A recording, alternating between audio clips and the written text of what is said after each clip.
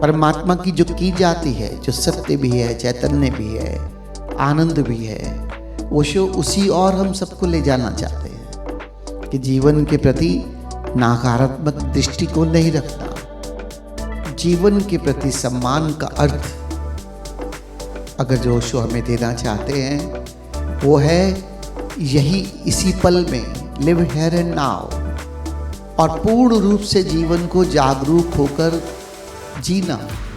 और उसी जागरूकता में हमें स्वयं का पता चलता है, स्वयं का बोध भी होता है, स्वयं के सत्य को भी जान लेते हैं इसी क्षण में, इसी पल में, ना पास्ट ना फ्यूचर। और जब तक इस पल में ठहरने का विज्ञान हमें समझ में नहीं आएगा, जो ओशो ने दिया ध्यान, जागरूकता,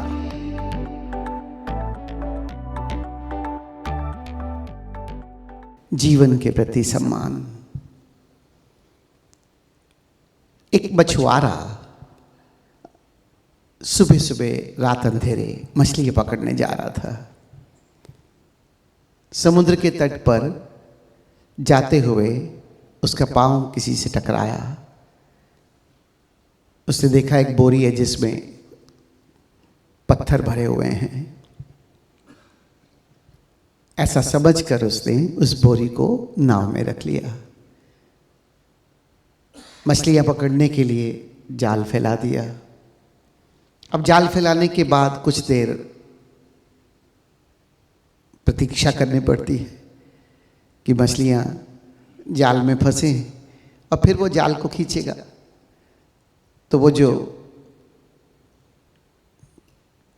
पत्थर का बोरा समझकर लाकर उसने नाव में रखा था,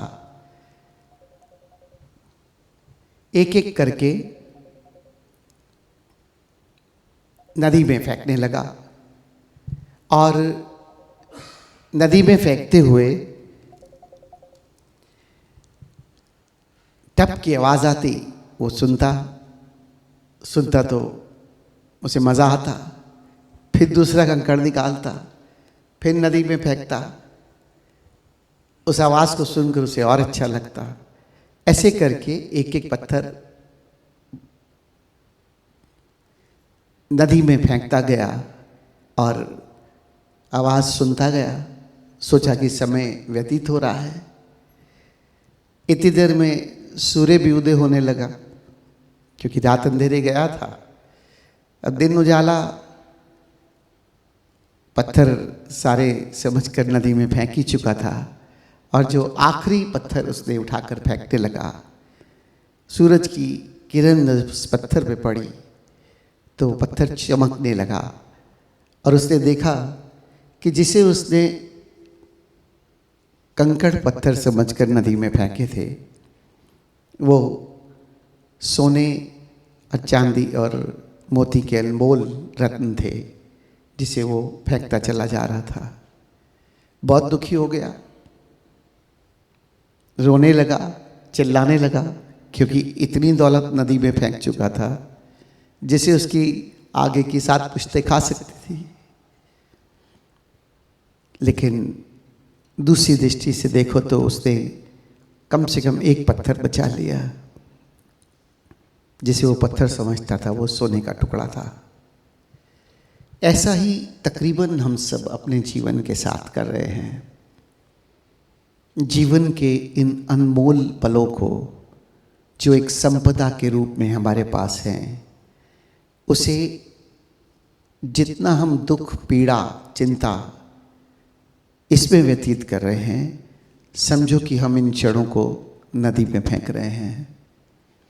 और जो जागृत होकर जीवन का सत्य खोजते निकले हैं, समझो कि वो इस जीवन की संपदा को उन्होंने बचा लिया। बात करते हैं महात्मा बुद्ध की,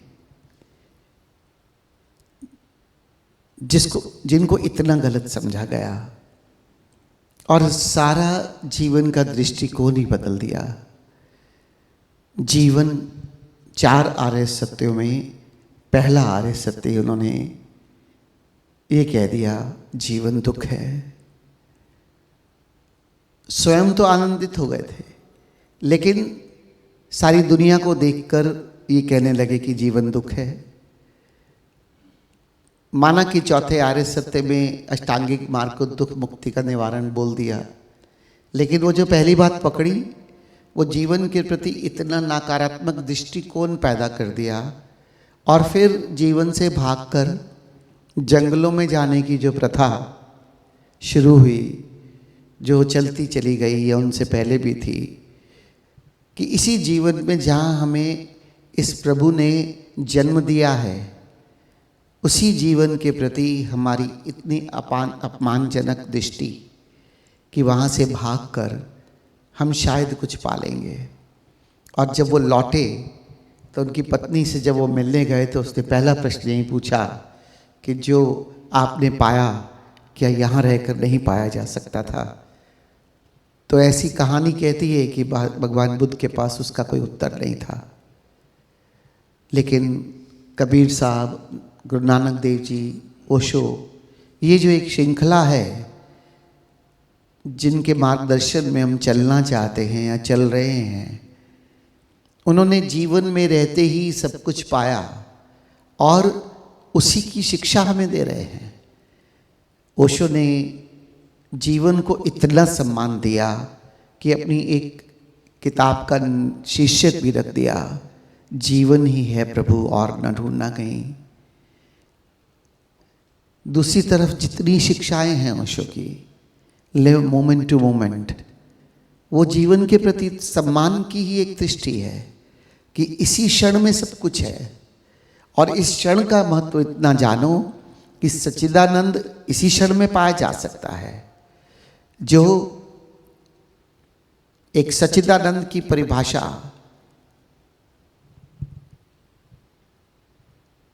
परमात्मा की जो की जाती है, जो सत्य भी है, चैतन्य भी है, आनंद भी है, ओशो उसी और हम सबको ले जाना चाहते हैं। और इसीलिए इन महत्वपूर्ण बिंदुओं में, 4 स्तंभों में पहला स्तंभ रखा जीवन, कि जीवन के प्रति नकारात्मक दृष्टिकोण नहीं रखना।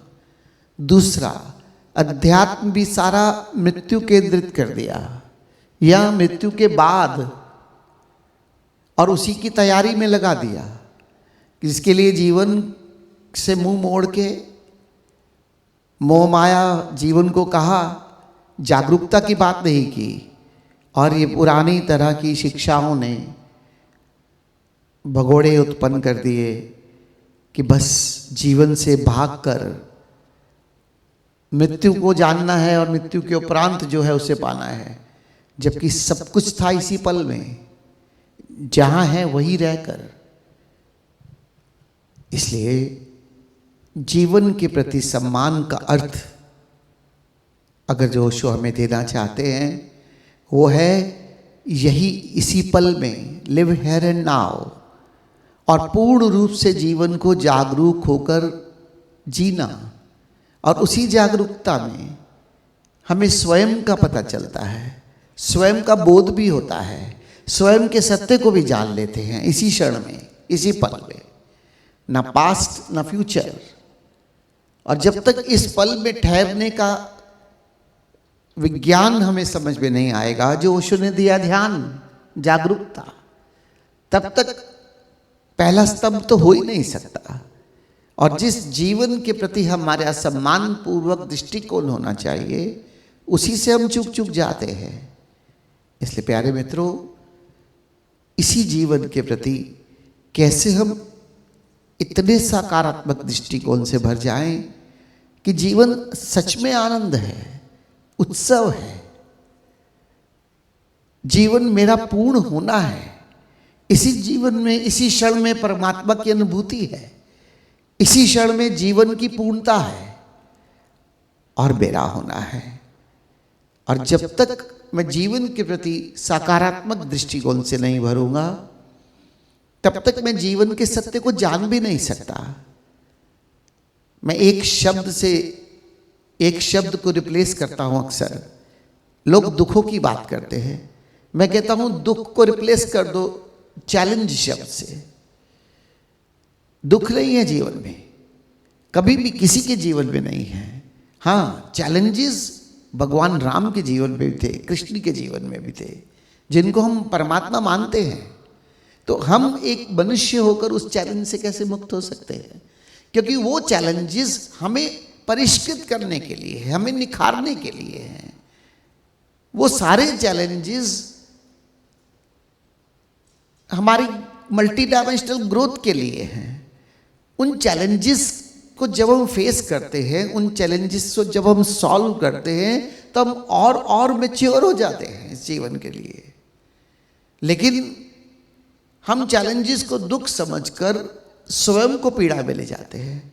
जबकि अगर जो भी जीवन पे हमारे संघर्ष की तरह आता है, उसे हम चैलेंज की तरह ले, तो हम उसके सॉल्व करने के प्रोसेस को भी इंजॉय कर सकते हैं।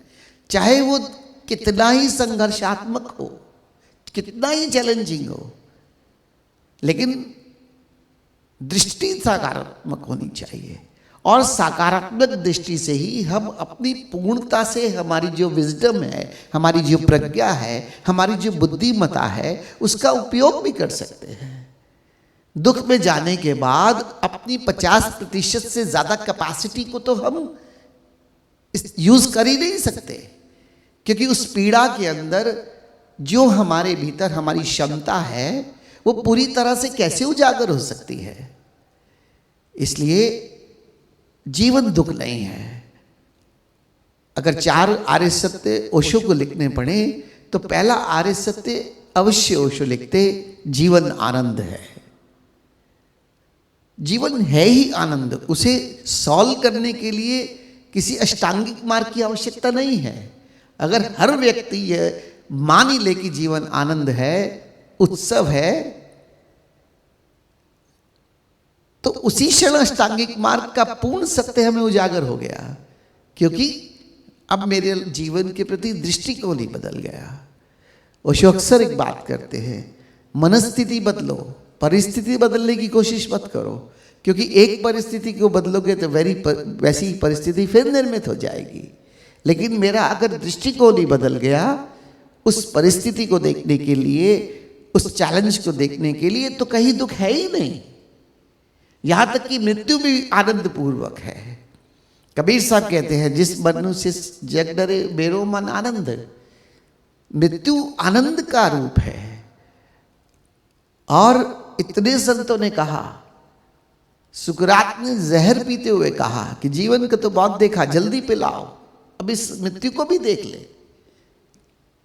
वो आनंद की सुखद घटना है। लेकिन हम इस मृत्यु के शब्द से ही इतने गंभीर हो जाते हैं कि कोई मजाक में भी बात करे तो इस पर चर्चा नहीं करना चाहते, क्योंकि पकड़ बनाई हुई है। प्रेम की बात नहीं है, जीवन में पकड़ है, और वो पकड़ इनसिक्योरिटी में ले जाती है। जबकि शुद्ध प्रेम हो तो शुद्ध प्रेम में कैसी पकड़। बचपन से ही सुनते आए हैं कि जन्म लिया है, एक दिन मृत्यु होनी है, और मृत्यु जीवन का सबसे बड़ा सत्य है। और इसी सत्य से गंभीर होकर, दुखी होकर इस पर बात ही नहीं करना चाहते। ये तो वैसे कहते हैं जैसे कहावत बनी हुई है, कबूतर ने आंख बंद की तो बिल्ली नहीं आएगी। तो हम आंख बंद कर लेंगे मृत्यु से तो मृत्यु नहीं आएगी, ऐसा कभी होगा? आज है कल नहीं, और वो शरीर की मृत्यु है, यही तो सत्य है। आत्मा अजर अमर है, ये भी हमने सुना है, लेकिन नहीं, हम उस सुनी हुई बात को ज्यादा पकड़ते हैं, क्योंकि जीवन में दृष्टिकोण ही दुखवादी है। और जब तक हमारा जीवन के प्रति दृष्टिकोण नहीं बदलेगा, किसी भी साधना का कोई उपयोग नहीं है। क्योंकि सबसे पहले तो दृष्टिकोण बदलना होगा। और इसीलिए पहले स्तंभ की जब ओशो बात करते हैं, जीवन के प्रति सम्मान, और जब जीवन की बात करते हैं तो जीवन और मृत्यु दोनों ही एक सिक्के के दो पहलू हैं। तो चाहे कहे ना कहे, मृत्यु के प्रति भी सम्मानजनक तब हो सकते हैं जब जीवन के प्रति सम्मानजनक दृष्टिकोण बनेंगे। जब जीवन को उत्सव और आनंद समझकर जीने लगेंगे तो मृत्यु भी उत्सव और आनंद हो जाएगी। फिर गंभीर होकर मृत्यु के पश्चात सोचने की आवश्यकता नहीं है, क्योंकि अगर इस पल में आनंद में हूं तो मृत्यु के उपरांत भी जो भी मेरा वजूद होगा वो भी आनंद में ही होगा, क्योंकि मैं जीवन को आनंदपूर्ण उत्सवपूर्ण दृष्टि समझकर जीकर अनुभव करने लगा हो। तो केवल सोच की बात नहीं है, भाव और भाव से भी गहरे अनुभव, इस अनुभव और भावपूर्ण जीवन शैली के साथ हम अपने जीवन का रूपांतरण कर सकते हैं, और तभी संभव है कि जीवन के प्रति हम सम्मानपूर्ण दृष्टिकोण से भर जाएं।